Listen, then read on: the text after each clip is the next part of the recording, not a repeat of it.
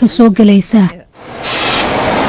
hawshani ma aha mid sahlan oo lagu maaraynayo soo galista iyo bixitaanka muhaajiriinta. xad looma yeeli karo dadka soo galaya haddii ay xirfado leeyihiin oo ay heli karaan shaqooyin sarsare. xadkaas weli waa in la sameeyaa. xadna looma samayn karo dadka xirfadahoodu yar yihiin ee sanadkii dalka soo geli kara. waxyaabo badan ayaa laakiin socda, waayo intii uu ingiriisku ku jiray midowda yurub dad badan oo reer yurub ah ayaa loo ogolaaday inay soo degaan britain. dhinaca kalena dad ingiriis ah ayaa saasoo kale loo ogolaaday inay degaan yurub. dowladda conservative waxay hore u ballan qaaday inay muhaajiriinta gaarsiin doonto 100,000 wax ka yar, laakiin xogayaha arrimaha dibaddu iminka arrintaasi lama dhacsana.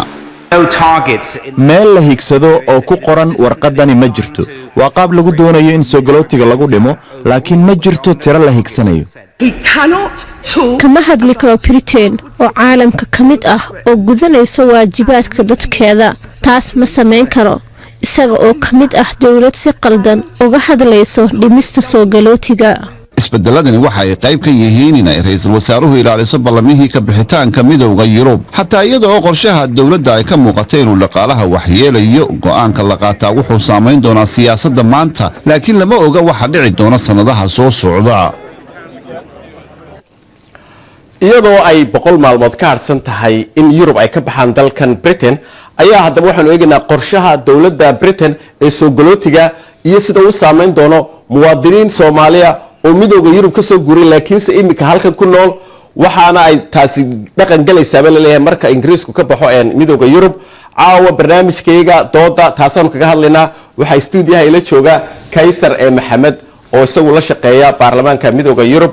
kaysar ku soo dhawo. kaysar haddii aynu ku bilowno brexit wadogto waa lagu wareeray, waa lagu jaha wareeray. marka xagga siyaasadda ma galino, xaggii muhaajiriinteenu galinaa. waad ogtay dad badan oo Soomaaliyeed bay saameynaysaa. haddaad xagga muhaajiriinta guud ka eegto brexit sidee u saameynaysaa? horta saad ka warhaysid sanadkii 2004 waa toddobaad markii xuduudaha la furay 10,000 oo ka yimi Yurubta dhexe iyo Yurubta bari ayaa soo galay. iyo ajaanib ayaa halkan berigii loo furay.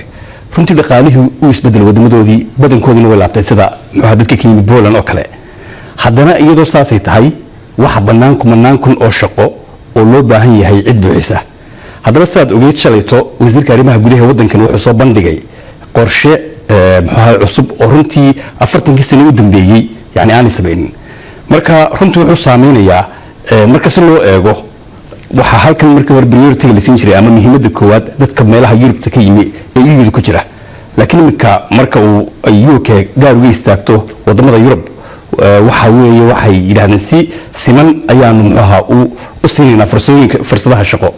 waxaana sida ay tilmaameen runtii markii xilliga UK ka baxdo dadka aan lahayn xirfadaha gaarka ah ilaa hal sanadood ayaa loo ogolaan doonaa inay joogaan. waan gartay waad dohatay laakiinse haddaynu eegno dadka mustaqbalka imanaya aanu ka gudubno aynu eegno dadkii hore u sii joogay halka wadagta Soomaali badan oo ka timid wadamada Yurub ayaa halkan jooga oo in badan joogay. sidee bay u saameynaysaa?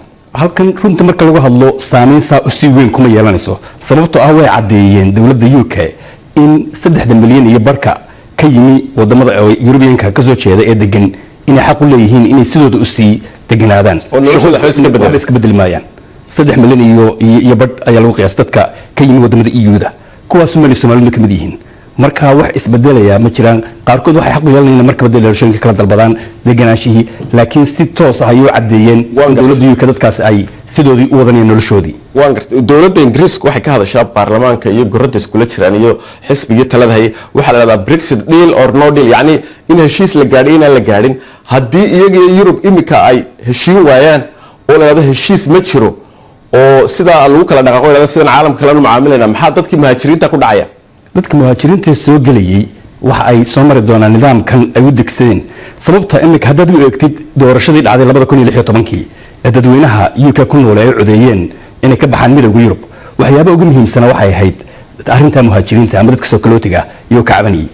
marka dawladdu iyadoo taa eegaysa sidoo kalena eegaysa dhinaca kale ganacsatadii ama shirkadihii UK oo doonaya shaqaalihii ajnabiga inaan hoos saga dhimin, maadaama aan wadanka inta badan dadka u dhashay aanay buuxin karin meelo badan oo ay hayaan fursado badan ay hayaan. waxay isu dheelitiraysaa in ay fuliso rabitaankii dadweynaha iyo sidoo kale dantii dhaqaalahooda. waana runtii arrin ka kooban maaha waan gartay waad ogtahay mujtamaceena Soomaalidu waxa la yiraahdaa waa mujtamac afka wax isaga sheega ama oral society marka warar badan ayaa jira oo maalinkan maanta ah la isla dhaxmaro waa la is ereeyaa waa la is qabanayaa waa la maxaa sugan ee dadka ay u sheegi kareenaa ee ku saabsan Brexit iyo dadka Yurubta kala ka soo galay oo muwaadiniin badan oo asalkoodu Soomaaliya ay ku jiraan horta dadka halkan jooga fariinta ugu muhiimsan waxa weeye inaanay wax naxdina ama shaki ah ka qabin aanay ka qaadanin isbedelka iman doona inkastoo wali aan go'aan rasmi la gaarin haddana marka 29 bisha March ay officially UK ka baxdo dadka halkan degan ee European-ka ah waxa weeye wax iska bedelaya ma jiraan cidiyagu xaq u leh 5 sano gaadhay waxa ay dalban karaan muxuu ahaa degnaanshihi iyo muxuu ahaa rasmiga ahaa iyo waliba muxuu ahaa jinsiyadda wadanka wax iska bedelaya ma jiraan laakiin dadka soo imanaya dambe waxay ku xiran tahay kulba heshiisyada gaarka ah ee EU-da waayo waxay ku xisaabtamaysaa UK dadka British-ka degan wadamada kale EU marka runtii waxyaabaha imika ay ogolaadeen tusaale ahaan dadka British-ka ahi haddii imika noodilka xataa ku dhamaato waxa ay u furan muxuu ahaayay inay tagaan bilaa socodka waa sidoodii laakiin haddii aan ka dhex galo waad ogtay adigu waxaad ka hawlgashaa magaalada Brussels Yurub xarunteedu weeyaan sideeba Yurubtii kale ay u aragtaa arrinkan Brexit-ka ee dhakafaarka laga qaaday ee wareerka laga qaaday markaad eegto siyaasadii dalkan Britain runtii cid waliba waxay ku tahay waliba ay u arkaan muxuu ahaayay khasaare weyn in dalka UK uu ka baxo EU-da isla markaasna waxa ay sidoo kale eegayaan danahooda gaarka ah muxuu ahaayay wadamada EU-da imika waa tad ogtahay wali way socotaa doodii laguma kala kicin laakiin waxa u badan tahay in aan heshiis la gaarin UK iyadoon heshiis la gaarin EU-di ay ka bixi doonto sida imika muuqata marka runtii waxay imika soo saareen iyaga laftoodu shalayto 14 qodob oo waaweyn oo kamid ah si ugu diyaar garoobayaan haddii lagu kala kaco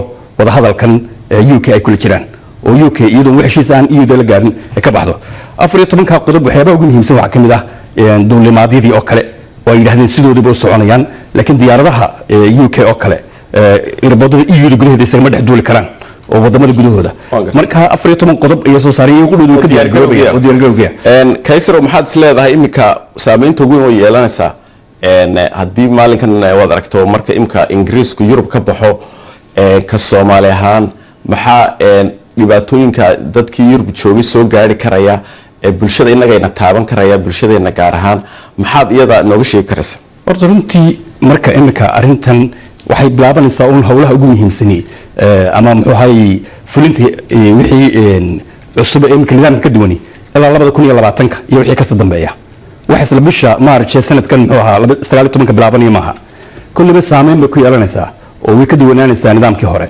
imika dadaynu joogno haddii aad soo martid xuduudka u dhaxeeya Faransiiska iyo Ingiriiska Faransiiska waxa jooga 2 askari halka ay Ingiriiska dhowr iyo 10 joogaan runtii nidaamkii ma ahaanay kii hore waa tahay Kaysar soo gabagabeynaa caawa maxaad isleedahay waxaas ugu adag oo dhici doona haddii Ingiriisku bilaa heshiis kaga baxo Yurub runtii dhaqaalaha ayaa laga yaabaa in hoos